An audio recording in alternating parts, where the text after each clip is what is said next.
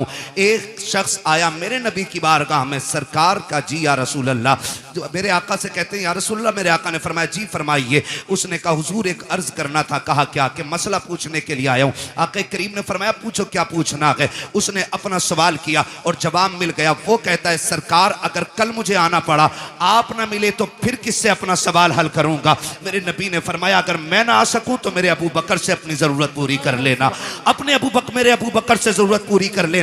वो ये सुन के बाहर निकला है। बाहर हजरत अली खड़े थे। पहले भी हजरत अली ने भेजा है, फिर हजरत अली कहते हैं बताओ आका ने क्या कहा है। जब तुमने ये कहा आप न मिले तो फिर किसकी चौखट पे जाएं। कहा अबू बकर का नाम लिया है। कहा अगर अबू बकर को ना पाए तो फिर किसके दरवाजे पे जाएं। जाओ ये पूछ करके आओ। देहाती फिर आए हुजूर की बारगाह में। आका अगर अबू बकर न मिले तो फिर किसके दरवाजे पे जाएं। मेरे नबी ने फरमाया अगर अबू बकर न मिले तो फिर मेरे उमर की चौखट पे आ जाना। फिर पलट के आए। कहा किसका नाम लिया के? कहा उमर का नाम लिया के। कहते हैं फिर जाके पूछो कि अगर उमर ना मिले तो फिर किसके दरवाजे पे जाएं। आका कहते हैं जाओ अगर उमर ना मिल सके तो मेरे उस्मान के दरवाजे पे आ जाना। जब पीछे वापस पलट के आया उसने पूछा कि बताइए तो सही अब किसका नाम आया। कहा कि अब उस्मान का नाम आया के। कहा जाओ फिर पूछो अगर उस्मान ना मिले फिर किसके दरवाजे पे जाएं। जब जाके साइल ने कहा था आका अब आपके दरवाजे पे आया हूं, आप ना मिले तो अबू बकर के पास जाऊंगा, अबू बकर ना मिले तो उमर के पास जाऊंगा, उमर ना मिले तो उस्मान के पास जाऊंगा, अगर ये ना मिले तो किसके पास जाऊं। मेरे नबी ने मुस्कुरा के कहा अगर ये तीनों ना मिल सके तो फिर उसके दरवाजे जाना जो तुम्हें बार बार भेज रहा है। सुभान अल्लाह, नारे तकबीर, नारे रिसालत। हजरत अल्लामा मुफ्ती हम्माद रजा साहब किबला जिक्र हुसैन कॉन्फ्रेंस मसलक आला हजरत इश्क मोहब्बत। सुभान अल्लाह। हम अहले सुन्नत हैं। हमारा अकीदा है अफजलुल बशर बअदल अंबिया बित्तहकीक अमीरुल मोमिनीन अबी बकर सिद्दीक। सुभान अल्लाह। और ये ऐलान हर जुमे को मस्जिद से किया जाता है। बेशक बेशक। कौन है उम्मत में सबसे अफजल? हजरत अबू बकर सिद्दीक। कौन? ये उलमाए अहले सुन्नत जमहूर उलमा का यही अकीदा है। उलमाए हक का अकीदा यही है अफजलुल बशर बअदल अंबिया बित्तहकीक अमीरुल मोमिनीन अबी बकर सिद्दीक। पहला नंबर किसका है? जिनका अकीदा वही बोले और जिनका ना हो वो निकल लें। हाँ, किसका? हजरत अबू बकर सिद्दीक का। दूसरा नंबर सलामत रहे हजरत खुदा की कसम पिपल्स आने वालों कुर्बान जाऊं। ये इन उलमा की कुर्बानियों का नतीजा है कि जो तकरीर मौलवी कर रहा है उससे आगे आप बोल रहे हो। जी जी बेशक। हाँ, ये मदरसे की देन है। तीसरा नंबर हजरत उस्मान गनी। और चौथा नंबर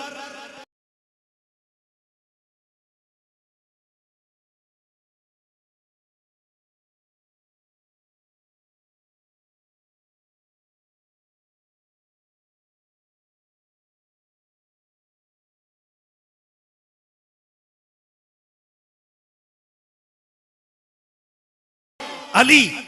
ये चारों यार हुजूर के और चारों बेमिसाल। अली भी बेमिसाल, गनी भी बेमिसाल, उमर भी बेमिसाल, अबू बकर भी बेमिसाल है। ठीक है ना जी, ये क्लियर हो गया। बस याद रखिए अगली बात कहने लगा हूं, हमने अहले बैत का अदब हुजूर के सहाबा से सीखा है। मैंने बहुत बड़ी बात कही है। अहले बैत का अदब हमने हुजूर के सहाबा से सीखा। आप कहेंगे कैसे? हजरत अबू बकर सिद्दीक मस्जिद से निकले नमाज पढ़ा करके, अमीरुल मोमिनीन है, साथ में मौला अली भी हैं, इमाम हसन भी दौड़ के जा रहे हैं। हजरत अबू बकर सिद्दीक ने इमाम हसन को उठाया, कंधे पे बैठा लिया। किसी ने देख के कहा अमीरुल मोमिनीन हो, खलीफतुल मुस्लिमीन हो, और बच्चे को कंधे पे लेके घूम रहे हैं। फरमाया चुप हो जा, तू नहीं जानता मैंने बैठाया किसे है। मैंने इस शहजादे को हुजूर के कंधे पे बैठे देखा है। वो कंधे पे बैठाते फिरते रह गए। मैं अगर कई कई बातें बताऊं बड़ा वक्त लगेगा, बस इतना समझ लें ये हजरत अबू बकर का प्यार है। हजरत उमर का प्यार देखें, बता दूं हजरत उमर का प्यार देखें। हजरत उमर के शहजादे रास्ते से गुजर के जा रहे हैं, अली के दोनों शहजादे खड़े थे, कोई काम था, आवाज दे के कहा उमर के बेटे हमारे नौकर के बेटे जरा बात सुन के जा। जैसे इतनी बात कही है ना, तो हजरत उमर के बेटे तो आ गए, क्योंकि शहजादों ने बुलाया था। जी क्या बात है? बात कही और कहा ठीक है। वो चले गए, घर आके कहने लगे अब्बा जी। कहा क्या? कहा अली के बेटों ने हमें अपने नौकर का बेटा कह के आवाज दिया है। हजरत उमर कहते हैं लिखवा लाएगा?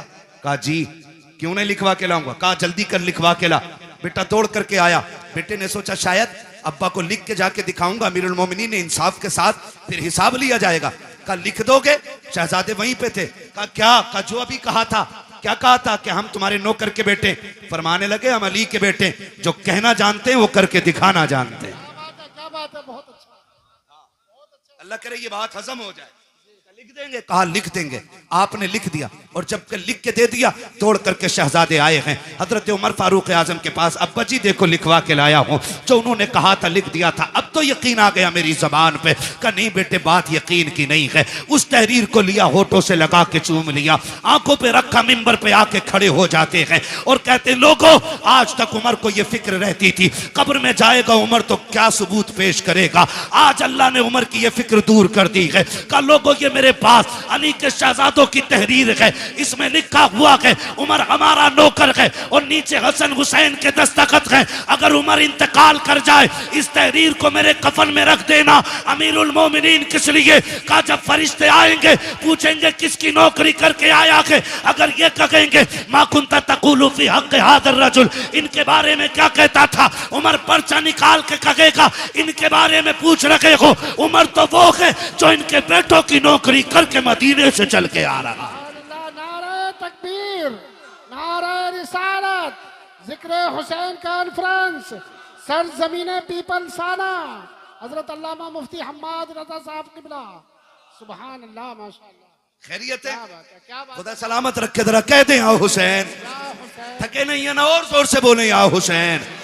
उन्होंने कितना प्यार किया हुजूर के बच्चों से, वो कितनी मोहब्बत करते रहे हुजूर के बच्चों से, हुजूर की रिश्ते की कितनी इज्जत की है। जरा गौर करें, ये तो बकवास करने वाले लोग निकल आए। उन्होंने एहतराम किया है। हजरत उस्मान गनी तीसरा नंबर है। हजरत उस्मान गनी वो हैं जिन पे 40 दिन पानी बंद रहा है। कितने दिन? करबला में कितने दिन रहा? 3 दिन। और हजरत उस्मान गनी पे कितने दिन? जोर से बोलो कितने दिन? 40 दिन। कोई आके हमला ना कर दे दरवाजे पे। जानते हो रखवाली कौन कर रहा था? अली के दोनों शेर कर रहे थे। मुझे तो हैरत होती है लोगों। हसन हुसैन को मौला अली ने खड़ा कर रखा था दरवाजे पे। सोचो तो सही, जिन्हें नबी कंधे पे बैठाते रहे वो नबी के गनी की चौखट पे खड़े होकर के हिफाजत कर रहे हैं। चौखट पे खड़े होकर हिफाजत करते रहे। आप अंदाजा लगाइए, जब हजरत उस्मान गनी शहीद हुए और हजरत अली आए और बेटों को आपने गुस्से में थप्पड़ मारा। कहा तुम्हारे होते हुए अमीरुल मोमिनीन शहीद कैसे हो गए? तो आपने कहा बाबा जी अली के शेर खड़े थे, दरवाजे से तो कोई आ ही सकता ही नहीं था। फिर किधर से आया? कहा किसी और तरफ से आया होगा। वो छत कूद के आए थे। ठीक है ना? और उस्मान गनी वो हैं जिन्होंने 40वें दिन जब पानी भेजा गया, हजरत अली से पानी मांगा था, हजरत अली ने पानी भेजा, तो बलवाइयों ने ना वो जिस बर्तन में पानी जा रहा था वो बर्तन भी तोड़ दिया, पानी का पानी नहीं जाने दिया। हजरत उस्मान गनी ने फिर खिड़की पे खड़े होके कहा था अली अब कोई फिक्र न करे, अब मुझे पानी की ज़रूरत नहीं है, मेरे हिस्से का पानी जन्नत में तैयार है। कहा आप ऐसे क्यों कह रहे हैं? तो हजरत उस्मान गनी ने कहा मेरी आंख लगी हुजूर तशरीफ लाए थे और कहा था मेरे यार उस्मान, मेरे जुन्नुरैन, मेरे दोस्त, फिक्र न कर, आज सहरी मदीने में कर, इफ्तार जन्नत में होनी है। सुभान अल्लाह, अल्लाहू अकबर। वो 10 जिनको जन्नत का मुज्दा मिला।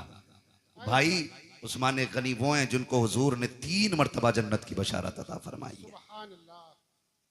3 मरतबा जन्नत की बशारत अता फरमाई। इनके दरवाजे पे अली के बेटे पहरे देते रह गए। मुझे तो हैरत होती है, लोग बात करते। और एक बात और कह दूं ज़िमनन, ये कह देना चाहता हूं, खुदारा हुजूर के किसी सहाबी के खिलाफ तुम्हें बोलने का कोई हक नहीं है। किसी सहाबी के खिलाफ। ये जो लोग बकवास करते हैं अमीर माविया को क्या मानते हो, हक पे है कि नहीं है? सुन भाई, हक और शर का फैसला तो ये खुदा करेगा। हमारा अकीदा यह है कि खुदा के फजल से हुजूर का हर सहाबी जन्नती है। बेशक, सुभान अल्लाह। बोलो हर सहाबी नबी जन्नती जन्नती, ये नारा लगना चाहिए, हर सहाबी नबी, जन्नती जन्नती, हर सहाबी नबी, जन्नती। जन्नती जन्नती। और एक सीधी सी बात, हजरत अली ने हजरत अमीर माविया से क्या किया? समझौता। इसलिए हमारा भी, बोलो बोलो, हमारा भी समझौता। हुसैन ने यजीद से क्या की? बोलो भाई, बोलो जोर से। इसलिए यजीदियों से हमारी भी जंग है, ठीक है ना? अब वो कितना प्यार करते हैं। हजरत उमर वो गए जिनकी वजह से दीन 22 लाख मुरब्बा मील तक फैला था। जो है ना, हजरत उमर कौन है? जिनके जरिए इस्लाम 22 लाख मुरब्बा मील पर फैला। और हजरत अमीर माविया वो गए जिनके जरिए इस्लाम 64 लाख मुरब्बा मील पर फैला है। इनकी कुर्बानियों को भी नजरअंदाज नहीं किया जा सकता। अमीर माविया वो गए जिनके लिए हुजूर झोली फैला के दुआएं करते रह गए। हुजूर ने जिनके लिए झोली फैला के दुआएं की है। और तुम जानते हो ऐसा नहीं है अमीर माविया को नबी के घराने से प्यार नहीं था या एहतराम नहीं था। आओ तुम्हें बताऊं, मुल्क शाम में हजरत अमीर माविया अपने तख्त पे बैठे गए। आके एक शख्स ने कहा, अमीर माविया मैं हज करने के लिए मक्का जा रहा हूं। आपने कहा था अच्छा फिर तो वहां से मदीने भी जाओगे? कहा जी। कहा हुजूर के रोजे पे भी जाओगे? कहा जी जाऊंगा। कहा थोड़ा सा काम मेरा भी कर देना। कहा हुजूर आपका कौन सा काम है? कि जब हुजूर के रोजे पे हाजिरी हो पहला सलाम मेरा हुजूर के रोजे पे जाके कहना। उसके बाद जब थोड़ा सा पीछे हटोगे वहीं पे एक मकाम है जिसे रियाजुल जन्ना कहा जाता है। कहा जी है वो मकाम। कहा जब उस मकाम पे पहुंचोगे वहां एक नौजवान बैठा होगा, उसके सामने पहले दो जानू बैठना, फिर जाके सलाम कहना, फिर उससे अर्ज करना कि मेरे लिए दुआएं मगफिरत करें और उससे कह देना कि वो ये दुआ करे अल्लाह मेरा खात्मा ईमान पे फरमाए। उस शख्स ने कहा था बताइए अमीर माविया वो कौन खुश नसीब नौजवान है जिससे आप दुआ की दरखास्त कर रहे हैं? तब हजरत अमीर माविया की आंख में आंसू आए थे और कहा था खबरदार उस नौजवान के बारे में पूछना चाहता है, तुझे बताना चाहता हूं वो जो रियाजुल जन्ना में बैठा मिलेगा वो कोई और नहीं बल्कि फातिमा का लाडला अली का शहजादा हुसैन होगा। कहा कि उससे आपके लिए दुआ की दरखास्त करूं? वो तो जवान, आप बूढ़े हैं, आप बादशाह हैं, वो एक रियाया में से है। तो इमाम हजरत अमीर माविया ने कहा था जबान को ताला लगा, तू मनसब ना देख, तू ये देख हुसैन वो है जिसको नबी सीने पे बैठा के लोरियां देते रहे। सुभान अल्लाह, सुभान अल्लाह, बहुत खूब, माशाअल्लाह। या रसूलो, जिंदाबाद जिंदाबाद जिंदाबाद, सुभान अल्लाह, बहुत अच्छा है। खैरियत है सारे लोग? अभी इस झगड़े में नहीं पड़ेंगे ना इंशाअल्लाह? इंशाअल्लाह, बोलो इंशाअल्लाह। इन झगड़ों में कतई पड़ने की जरूरत नहीं है। और जो बहुत ज्यादा माइंडेड होता है ना, जो अपने दिमाग से ज्यादा सवालों के जवाब खुद लिखने लगता है ना, वो फेल हो जाता है, वो फेल हो जाता है। बहुत उतना बोलो जितना पूछा जाए, उतना कहो जितना सीखा है उलमा से। दीन है, किसी के बाप की जागीर नहीं है जो हर चलता फिरता आदमी दीन के बारे में बात करेगा। तवज्जो है ना सारे लोगों की? हुजूर के सहाबा में प्यार, हमने सहाबा से हुजूर के अहले बैत का एहतराम सीखा है। और याद रखें हम हसन वाले भी हैं, हम हुसैन वाले भी हैं,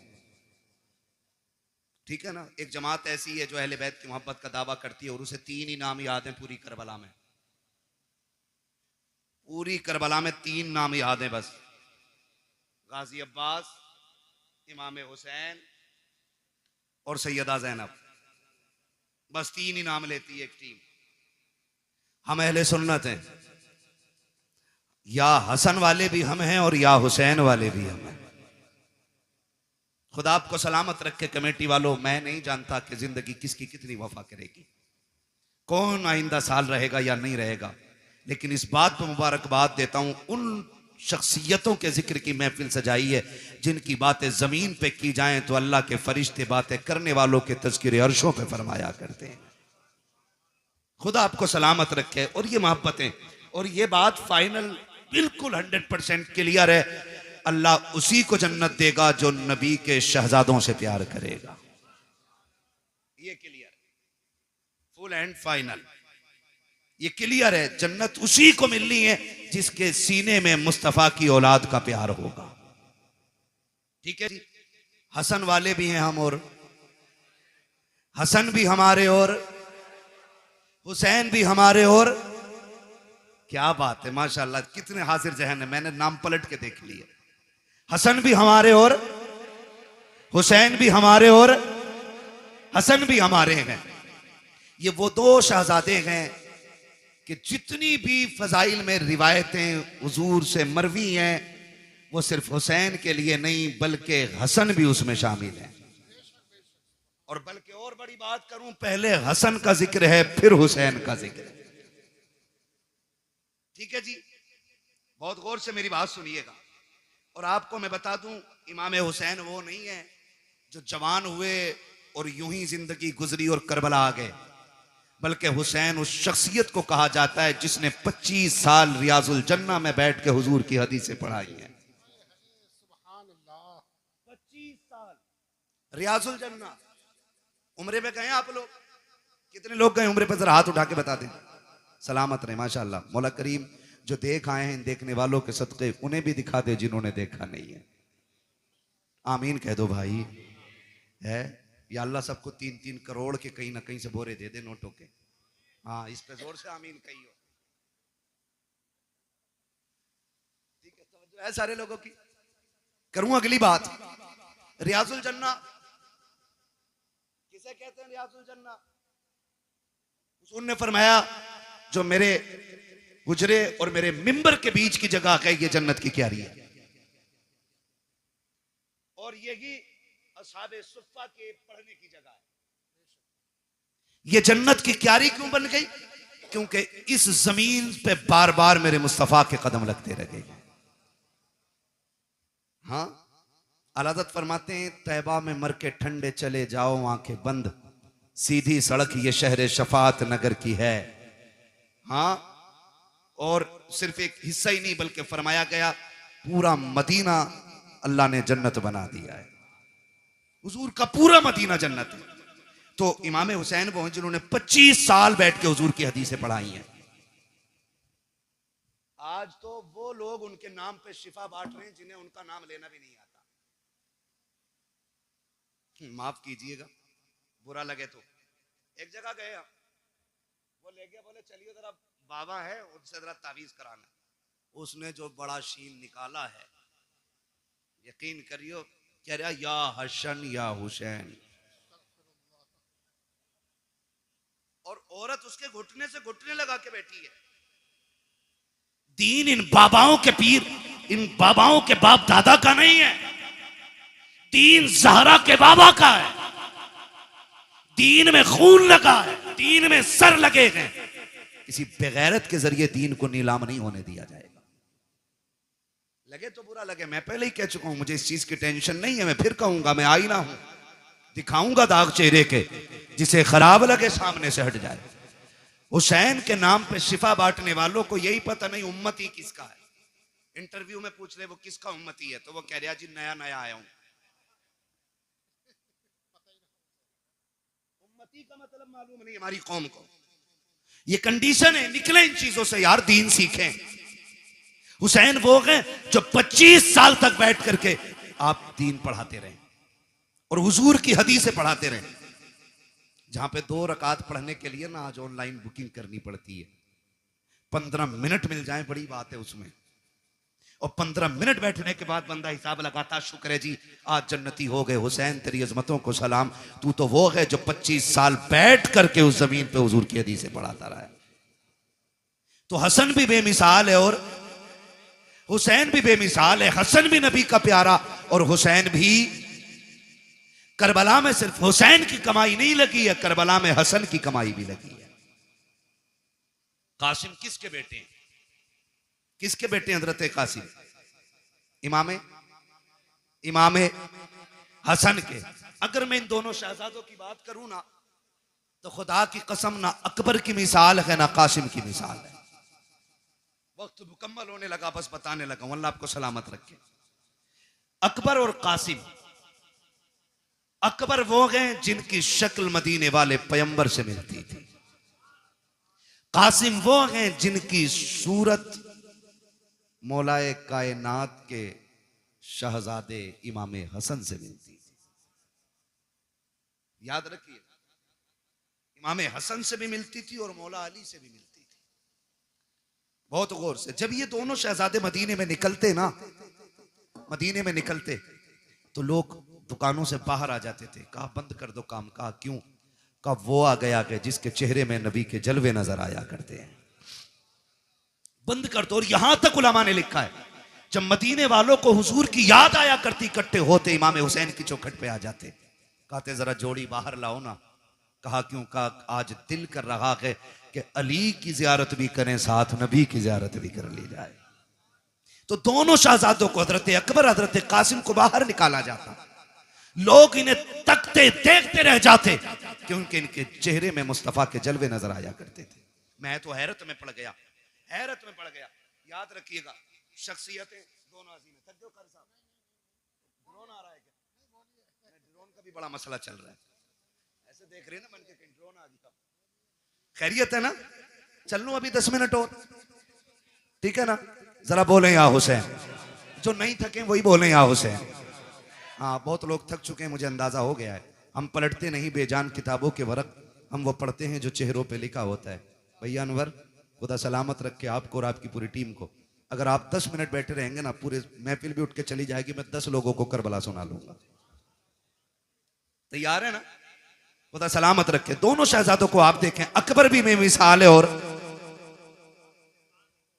कासिम भी बेमिसाल है। और इनकी जुदाई का फर्क आप देखें, असर कितना बड़ा था इनकी जुदाई का। हुसैन के एक बेटे को अकबर कहा जाता है और एक बेटी को सुगरा कहा जाता है। सुगरा वो है जो मदीने रह गई थी, ठीक? अकबर वो हैं जो साथ गए। जब यह तहकीक की जाए कि हुसैन सुगरा को क्यों नहीं लेके गए थे, इसमें चंद वजूहात मिलती हैं। एक तो यह कि आप शादीशुदा थी, आपके शोहर घर नहीं थे, इजाजत नहीं मिली थी, इसलिए बेटी को छोड़ गए थे, एक वजह। दूसरी वजह यह मिलती है कि बीमार थी, सफर की ताकत नहीं थी, इसलिए घर छोड़ गए थे। तीसरी वजह यह मिलती है कि सुगरा वो हैं जिसके चेहरे में खातून जन्नत फातिमा ज़हरा के जलवे नजर आया करते। यह तीसरी वजह है। अब यह वजह कब समझ में आई? सुगरा वो हैं जिनका चेहरा फातिमा से मिलता है और अकबर वो हैं जिनका चेहरा मुस्तफा से मिलता है। और ये दोनों हम शक्ल अली के घर में यानी हुसैन के घर में। कैसे और क्यों?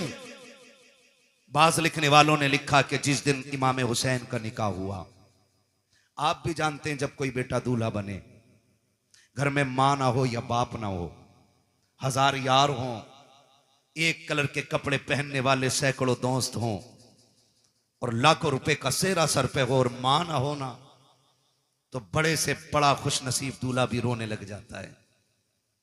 अल्लाह आपको खुशी के दिन दिखाए, आप बड़े से बड़े कामयाबी के एक बड़े मयार पे फाइज हो जाएं और मुबारकबाद देने वाला बाप ना हो ना, तो फिर कोई कामयाबी नहीं लगती है।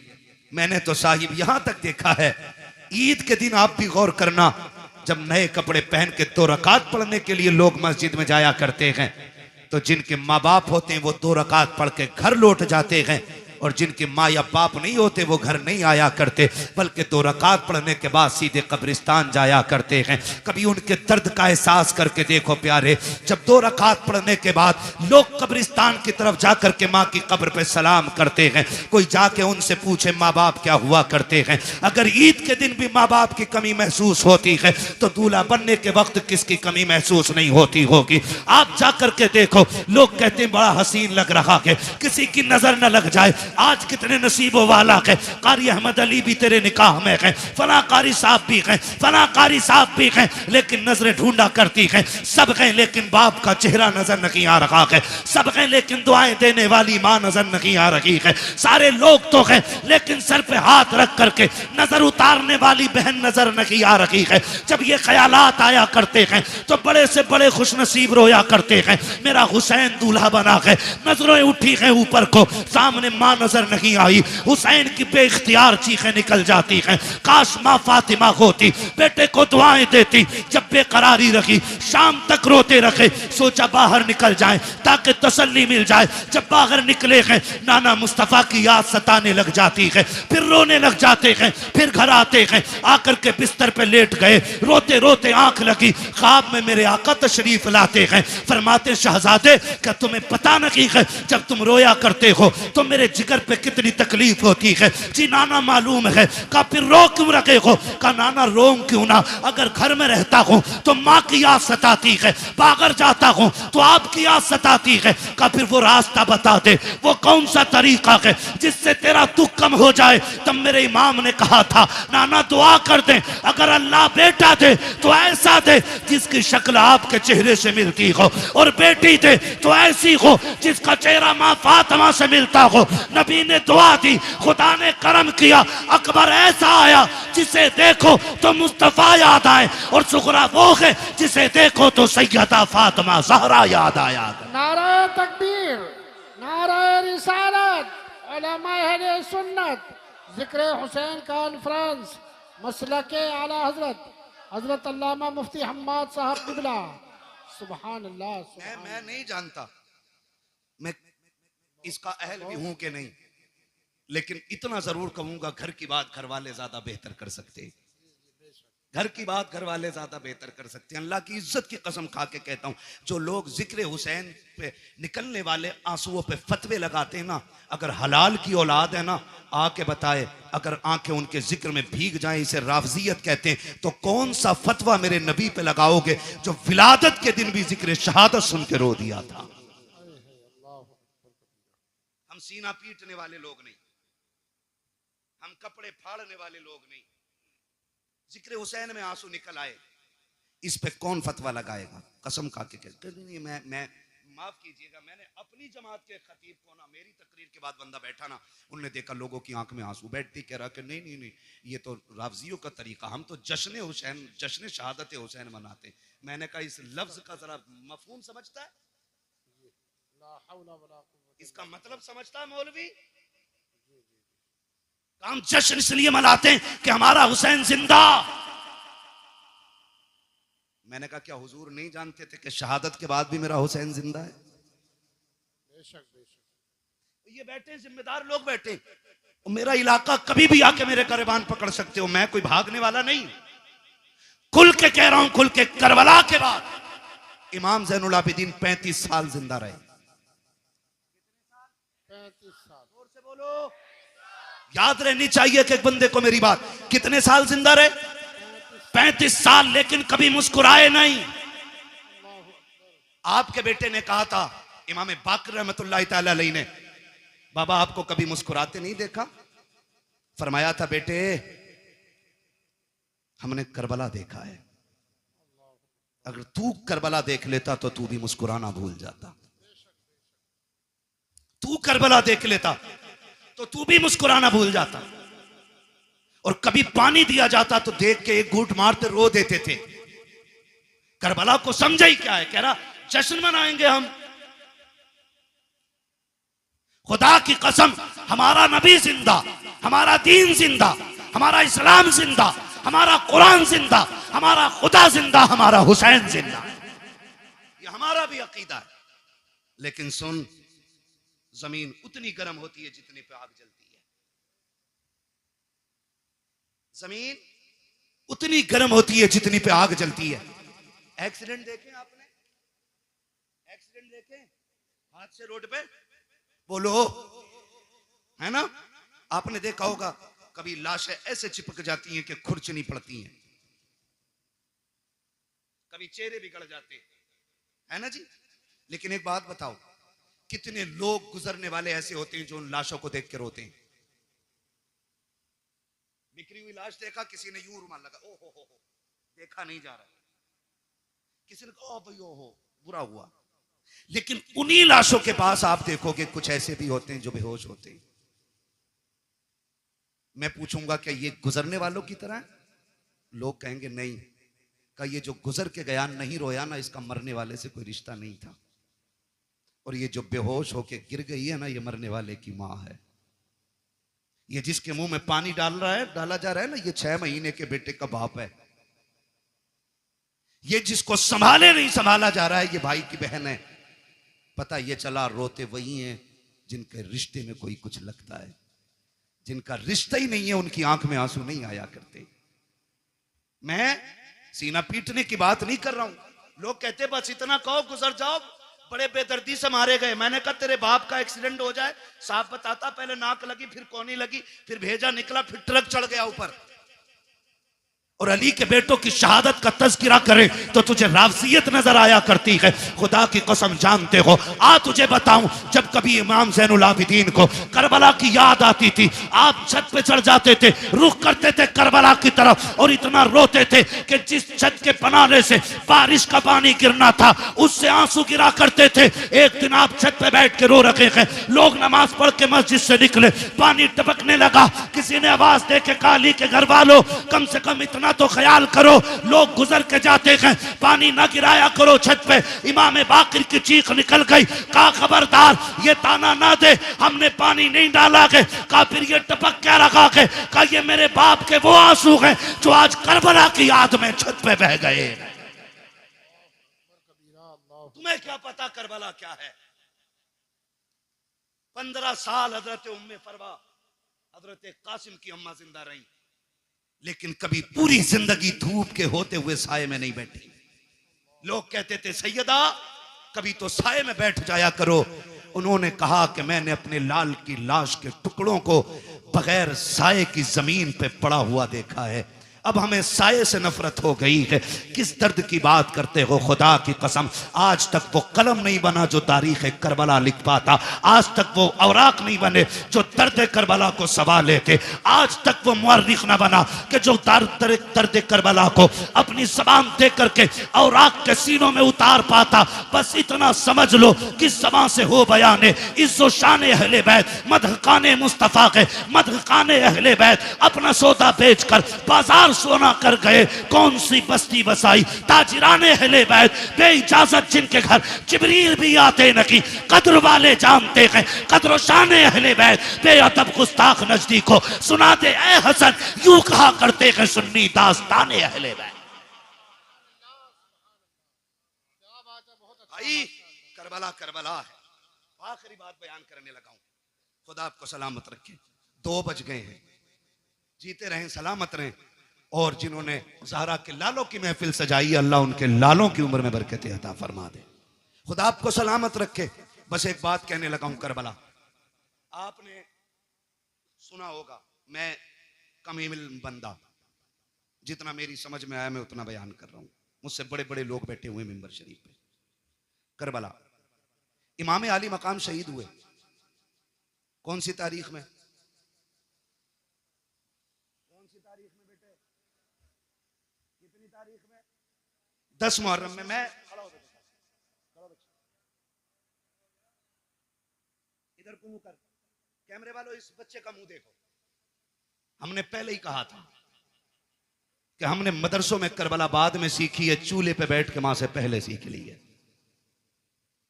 और मैं हजरत खुल के कहता हूं, ये जो सारी बातें हुई है ना अभी, मैं किसी पे तनकीद नहीं कर रहा हूं, मुझे मतलब भी नहीं है, मुझे अपना दीन बयान करना है। जो बहक जाए अल्लाह उसे हिदायत दे दे, और जिसे रब हिदायत दे उसे कौन भटकाने वाला है। ठीक है ना? मैं एक बात बयान करने लगा हूं, अगर सारी किताबें तारीख की उठा के दरिया में डाल दो, सारे मुअर्रिखीन उलमा के मुंह पे ताले लगा दो, और 100 साल तक ये शर्त लगा दो कि कोई भी करबला बयान नहीं करेगा आलिम, और किसी किताब में लिखी नहीं जाएगी। कसम खा के कहता हूं 100 साल के बाद भी करबला ऐसे ही याद रहेगी जैसे आज याद है। सही बता रहा हूं। इसलिए कि कुछ ऐसे दर्द होते हैं जिनके लिए 3 दिन रोया जाता है, कुछ ऐसे गम होते हैं जो 10 दिन रो लो तो गम कम हो जाते हैं, कुछ गम ऐसे होते हैं जिनके लिए 1 साल रो लो कम हो जाता है, लेकिन कुछ गम ऐसे होते हैं जिनके लिए सदियां कम पड़ जाती हैं, गम कम नहीं होता है। और उन्हीं गमों में से एक गम हुसैन है, जिससे रोते रोते सदियां कम पड़ गई लेकिन गम कम नहीं होता है। आज भी जब असगर की प्यास का जिक्र होता है दीवाने रो देते हैं, आज भी जब सकीना के सब्र की बात आती है ना, आज भी लोग रोते हैं। और जो यजीद के भैये भतीजे भांजे और नाती पोते हैं ना, वो कहते हैं जी इख्तिदार की लड़ाई थी, 2 शहजादों का आपस का झगड़ा था। वो जालिमों, आपस के झगड़ों में, इख्तिदार के झगड़ों में 6 माह के असगर के तीर नहीं मारा जाता, बीमारों को जंजीर नहीं पहनाई जाती, बेटियों के हाथों में रस्सियां नहीं डाली जाती, सरों को नेजों पे नहीं उठाया जाता। मैं कहता हूं कोई जिगर लाओ ऐसा जो बर्दाश्त कर सके।